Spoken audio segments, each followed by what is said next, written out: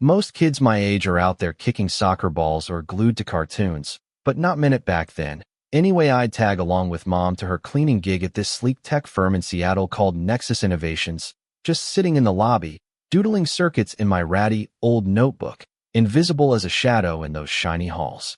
Mom taught me that stay quiet, don't bother the suits, 'cause folks like us, we're just the background noise. But one Tuesday morning, everything flipped when the lights flickered, screens went black, and bam, the whole system crashed like a bad dream. Voices rising in panic. Breach. We're locked out. And suddenly, that invisibility felt like my secret weapon. Watching these hotshot engineers flail around, blaming firewalls and malware, their faces turning red as they barked into phones. This can't happen today, not with the investor pitch. I sat there, heart pounding but steady, piecing it together from their frantic whispers, kernel overrides, ghost protocols, and it hit me.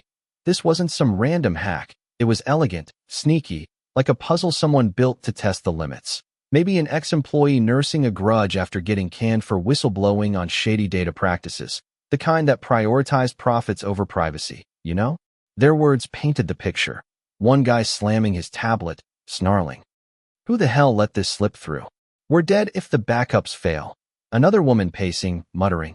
It's mimicking user behavior, too clean for brute force. And me, just a kid with no badge, feeling this pull, like I knew the code's rhythm from those late-night forums I'd sneak onto, rebuilding scripts from scraps. Then, I couldn't hold back. I stepped up, voice tiny but sure. Have you checked the buffer overflow chain? And oh man, the room froze. This one engineer snorting. Kid, go play somewhere else. This ain't Lego. But Jordan, this quiet intern with kind eyes, tilted his head. Wait, that actually makes sense for a recursive lock, and before I knew it, they shrugged, half joking. Sure, why not? Let the janitor's daughter try, handing me the terminal like a dare. My fingers flew, not guessing but remembering spotting the CEO's personal key hidden in a photo engraving. Lily at dawn, his daughter's birth. A vulnerability born from love, not weakness, and layer by layer, I peeled back the attack, recognizing fragments from an old underground thread. Digital echoes, become the gate, heart sinking as I realized this hacker was like me, self-taught, overlooked, but twisted by betrayal, maybe fired for exposing how Nexus skimmed user data for ads, fueling that. Rage into code that didn't destroy, just paralyzed, a silent scream for justice. Deeper in, doubt crept up. What if I'm just like them? One wrong turn from breaking instead of fixing. But I pushed on, breath shallow, unraveling loops that trapped their pros. And when the first green pulse flickered back, gasps rippled. She's in. How? Ethan Reed, the CEO, storming in, arms crossed. Get security. This is liability. His voice cold steel, but Jordan blocking. Sir, she's saving us. Tension crackling like static. Ethan's eyes narrowing, flashing back to his own rough start in a foster home.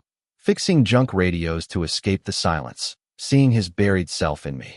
He paused, watched me type without flinching, and something cracked. Not the system. Him muttering later in his office, alone with old footage. How'd I forget?